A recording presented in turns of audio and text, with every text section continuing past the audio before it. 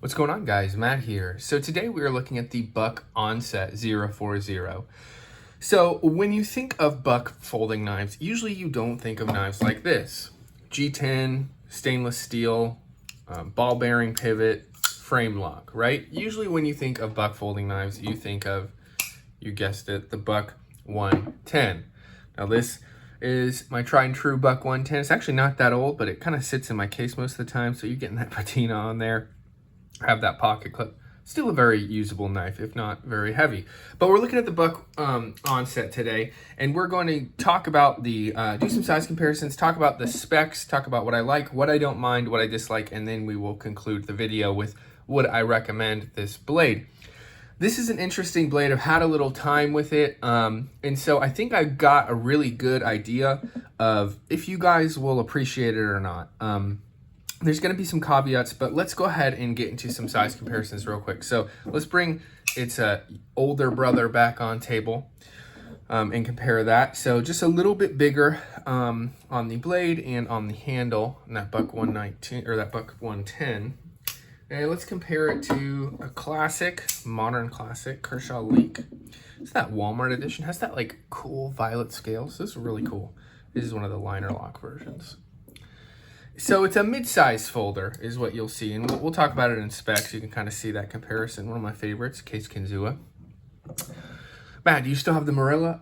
I did, and then I went on a roller coaster at Dollywood, and it fell out of my pocket. So I don't have the Marilla anymore, unfortunately. Hoping to get one at some point soon. And then we'll do one more Cold Steel Recon 1. Bigger blade. So when you think of full-size folders, this is kind of what I think of when I think of full-size. Bigger than this, I think of XL. This is a full-size folder, but it's not quite as large as the Recon 1. Kind of in that mid-size folder, just under 3.5-inch blade length. So let's talk about the specs. So we're talking about a 3.325-inch blade length, 4.875-inch handle, almost a 5-inch handle.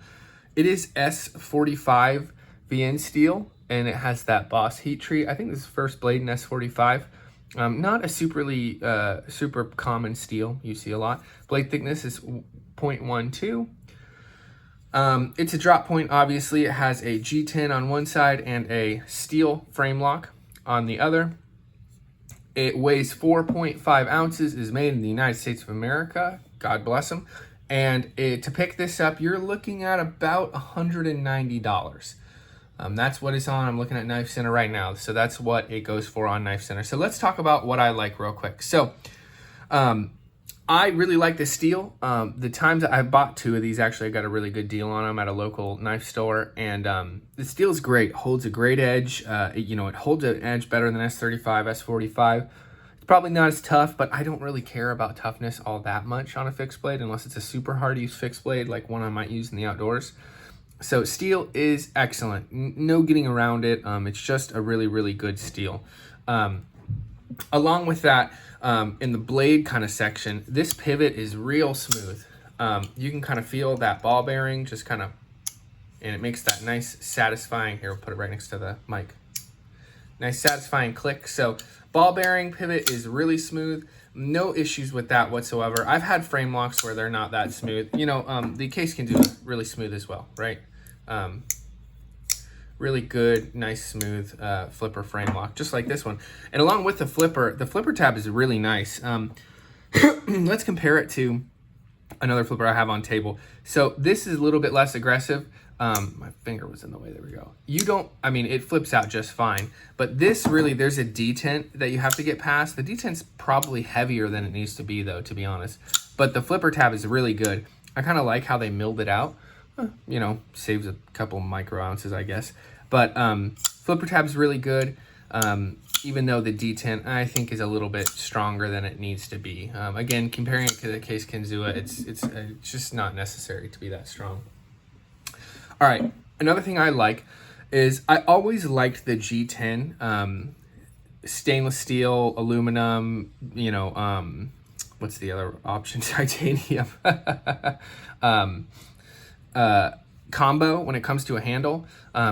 I just think it's a really, really smart idea if you want a frame lock, but you want to lighten it up significantly. G10's a super strong material. You don't need steel liners. You don't need aluminum liners. You know, that's just solid G10, about as strong as it gets, that Recon 1. So I've always liked this combination. Now, I don't necessarily love this combination on a blade that costs this much, and we'll get to that and what I don't like about it. But good combination to lighten it up for a knife that's not that light. I mean, 4.5 ounces for a 3.5, not even 3.4 inch blade. I don't know. Also a 4.875 inch handle. We'll talk about that later. You might be having an idea how I feel about this knife already. And the last thing is I like the flow through design. I always have liked that on blades. I think it's just good looking. You don't need a back spacer. It's easier to clear stuff out if you do use it maybe outdoors, get some gunk in there. You know, just makes it easier to clean. I kind of like motorcycles the same way. I like a flow through design where there's like air. This doesn't have that flow through design. You can see there's a spacer back there. But like the flow through design, think it looks good and is practical, useful. So let's get into what I don't mind. So this blade style is fine, right? It's just fine. I mean, it's about as boring as it can be. It's just a simple drop point. It has this swoosh up, probably to keep material up away from that logo maybe, or that right there. I don't know. The blade style is fine. It's perfectly usable. Would I prefer a drop point like this? Kind of. Even though this isn't going to slice better, it's going to be more stout, and at least it's doing something, right? You know, it has some design elements to it, especially with that stone washing. It looks really nice on there. I don't know. I think this blade design is boring. It's practical to a degree, but there's nothing special about it to where I could say, yeah, this is useful for this or that. It's just there. Okay, let's talk about what I don't like. With what I don't mind, you could maybe include that in something I don't like. I don't know. I don't hate the blade style. It's just not, it doesn't speak to me, and it's not the most useful thing in the world. You know, a drop point's great, but it doesn't do anything great. Okay, let's move on. What I don't like. Guys, the handle to blade ratio is like way off on this thing.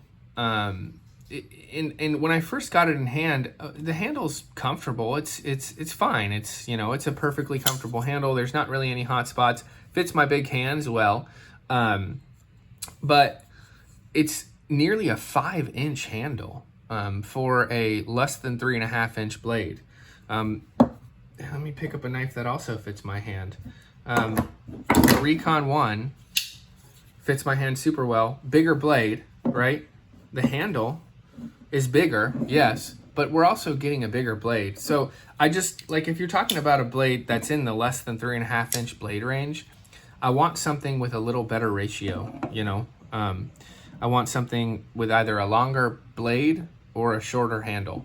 It's just, the blade ratio, it just makes it more cumbersome in pocket. It kind of feels and looks goofy to me too. Like that, maybe that's something silly, but it feels and looks goofy to me with a small blade with such a large handle. So another thing I'm not a huge fan of is the pocket clip.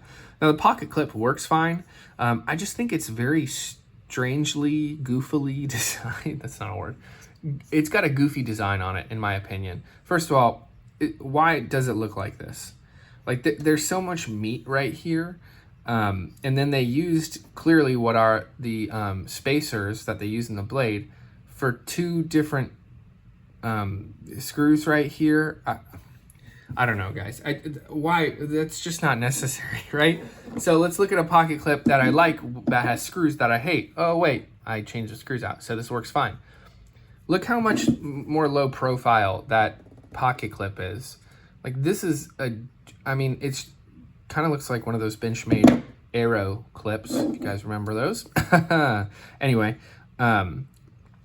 this is just too much, you know, sticking out of your pocket. I think it's a silly design. I don't know why you would design a pocket clip that requires spacers, just more stuff to lose, you know. Design a deep carry clip like this. Don't use the screws that come with this, obviously. They're terrible.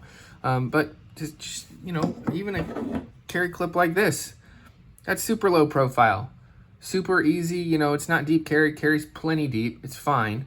You know, 3 screws recessed into that. I think this pocket clip is so silly. Anyway, does it work? It works fine. Like it, you know, there's plenty of strength there. I don't think it's gonna break. I just think it's a silly design. And the last thing I don't like is the price. Guys, $190. Now I know it's S45 and you know, it's made in America, but good Lord, that's just a lot of money. There are other blades in that, you know, you're getting into the lower end microtech, you know, kind of arena, and other, you know, the nicer Benchmades. And I just don't think it's worth it. I just don't think it's worth it for that price. These right now, this is S35, made in America, aluminum frame lock, lot lighter, more blade length, even though I have a shorter about the same overall length, even though it has a longer blade. These are $85 on Blade HQ right now. So you're talking about $100 less. Let me tell you guys why I picked this up. I did not pay $190 for it. I would not have paid $190 for it. I got two of them and paid $81. At that price, this is great. You know, like good steel, American made. I can deal with the quirks. But at $190, that price is just way out of whack. In my opinion, this is a $120 knife, you know, right around what the maybe Case Marilla goes for, which is like $125, you know, something around there. So let's talk about something before I talk about what I recommended or not. I talked about this in the Condor video. I think the reason people might have been excited about this blade initially was, ooh, S45 VN. I've never used that steel before. And that's totally fair. If you're like a steel nerd or you use your blade like a ton, maybe you're, you know, you're a tradesman, you have to use your blade a ton. You don't want to sharpen it all the time. I totally get that. The people who, in my experience though, the people who complain about blade steels not being adequately wear resistant enough, not holding an edge well enough, are ones that don't use their blades nearly enough to notice the difference between most steels. They might notice the difference between 420HC and 154CM or VG10 or, you know, maybe S30, but they're not going to notice the difference between AUS-10 and S45. They just don't use their blades enough. You see guys who are insane outdoorsmen. You know, I watch this show Alone on Discovery Channel, or Outdoor Boys dude on YouTube. He's using blades nonstop, and he uses these handmade tools made in Japan with probably like a mid-carbon steel. Like the guys who use, and gals who use their blades the most, I don't think they whine as much about blade steel. There are some few and far between, but for me these days, I want an adequate blade steel and a really good design. And to me, this has a great blade steel and just not a very good design. So for $190, it is not a recommend. If you love it, great. It's not a bad knife. There's nothing wrong with it. I don't think it's like unsafe to use. It's gonna break. I think it's plenty tough. It's just for that price range. There's just a lot out there that I think beats the Buck Onset personally. Guys, let me know what you think of the Buck Onset in the comments. Remember to like and subscribe, and we will see you in the next video. Peace.